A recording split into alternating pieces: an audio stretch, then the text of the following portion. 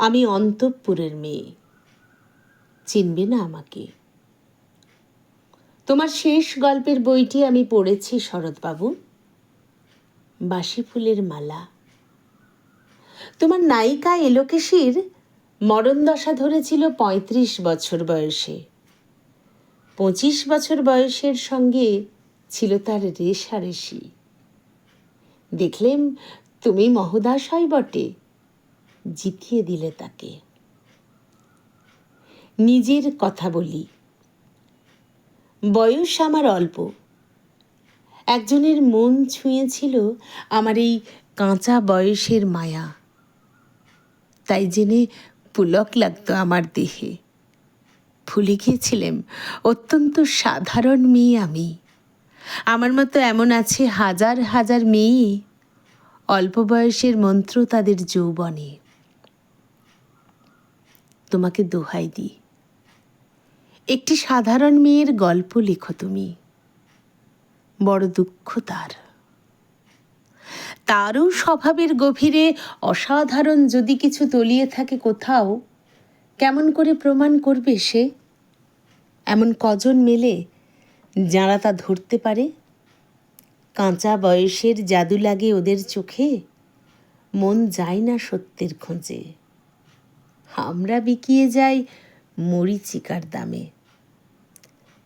কথাটা কেন উঠল তা বলি। মনে করো, তাঁর নাম নরেশ। সে বলেছিল কেউ তার চোখে পড়েনি আমার মতো।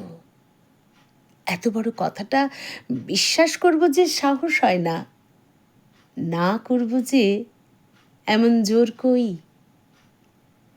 একদিন সে গেল বিলেতে। চিঠিপত্র পাই কখনো বা, মনে মনে ভাবি রাম রাম, এত মেয়েও আছে সে দেশে, এত তাদের ঠেলাঠেলি ভিড়, আর তারা সবাইকে আবিষ্কার করেছে এক নরেশ সেনকে, স্বদেশে যার পরিচয় চাপা ছিল 10-এর মধ্যে। গ্যালোমেলের চিঠিতে লিখেছে লিজির সঙ্গে গিয়েছিল সমুদ্রে নাইতে। বাঙালি কবির কবিতা কলাইন দিয়েছে তুলে, সেই যেখানে উর্বশী উঠছে সমুদ্র থেকে। তারপরে বালির পরে বসল পাশাপাশি, সামনে দুলছে নীল সমুদ্রের ঢেউ, আকাশে ছড়ানো নির্মল সূর্যালোক। লিজি তাকে খুব আস্তে আস্তে বললে, এই সেদিন তুমি এসেছ, 2 দিন পরে যাবে চলে। ঝিনুকের 2টি খোলা, মাঝখানটুকু ভরা থাক একটি নিরেট অশ্রুবিন্দু দিয়ে, দুর্লভ মূল্যহীন। কথা বলবার কি অসামান্য ভঙ্গি! সে সঙ্গে নরেশ লিখেছে, কথাগুলো যদি বানানো হয় দোষ কি, কিন্তু চমৎকার। হিরে বসানো সোনার ফুল কি সত্য? তবুও কি সত্য নয়?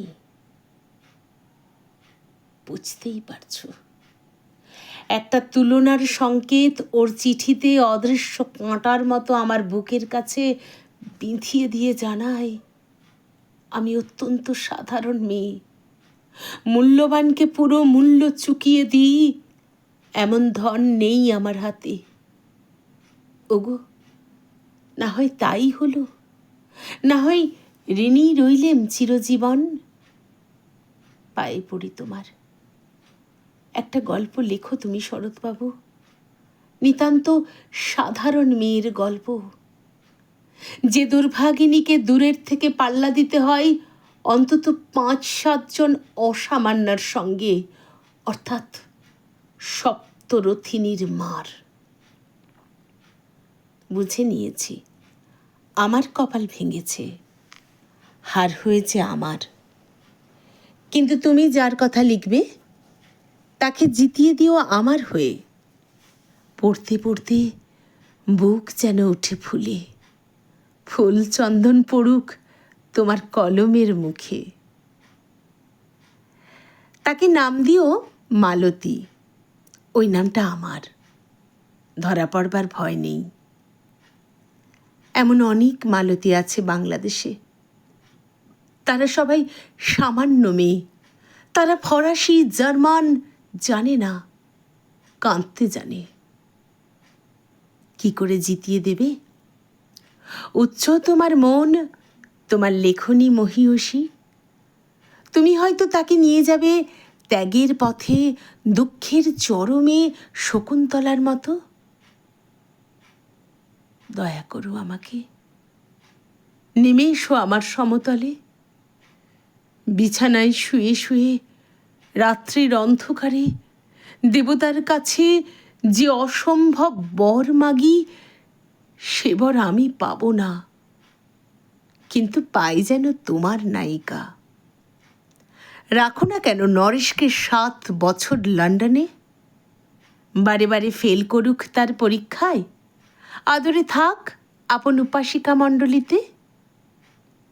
ইতিমধ্যে মালতী পাশ করুক MA কলকাতা বিশ্ববিদ্যালয়ে। গণিতে হোক প্রথম তোমার কলমের এক আঁচড়ে, কিন্তু ওইখানেই যদি থামো, তোমার সাহিত্য সম্রাট নামে পড়বে কলঙ্ক। আমার দশা যাই হোক, খাটো করো না তোমার কল্পনা। তুমি তো কৃপণ নও বিধাতার মতো। মেয়েটাকে দাও পাঠিয়ে ইউরোপে, সেখানে যারা জ্ঞানী, যারা বিদ্বান, যারা বীর, যারা কবি, যারা শিল্পী, যারা রাজা, দল বেঁধে আসুক ওর চারদিকে, জ্যোতির্বিদের মতন আবিষ্কার করুক ওকে। শুধু বিদুষী বলে নয়, নারী বলে। ওর মধ্যে যে বিশ্ববিজয়ী জাদু আছে, ধরা পড়ুক তার রহস্য। মূঢ়ের দেশে নয়, যে দেশে আছে সমঝদার, আছে দরদি, আছে ইংরেজ, জার্মান, ফরাসি। মালতীর সম্মানের জন্য সভা ডাকা হোক না, বড় বড় নামজাদার সভা। মনে করা যাক সেখানে বর্ষণ হচ্ছে মুষলধারে চাটুবাক্য, মাঝখান দিয়ে সে চলেছে অবহেলায়, ঢেউয়ের উপর দিয়ে যেন পালের নৌকা। ওর চোখ দেখে ওরা করছে কানাকানি। সবাই বলছে ভারতবর্ষের সজল মেঘ আর উজ্জ্বল রৌদ্র মিলেছে ওর মোহিনী দৃষ্টিতে। এইখানে জনান্তিকে বলে রাখি, সৃষ্টিকর্তার প্রসাদ সত্যই রয়েছে আমার চোখে। বলতে হলো নিজের মুখেই, এখনো কোনো ইউরোপীয় রসজ্ঞের সাক্ষাৎ ঘটেনি কপালে। নরেশ এসে দাঁড়াক সেই কোণে, আর তার সেই অসামান্য মেয়ের দল। আর তারপরে আমার নোটে শাকটি মুড়লো, স্বপ্ন আমার ফুরলো। হায় রে সামান্য মেয়ে, হায় রে বিধাতার শক্তির অপব্যয়।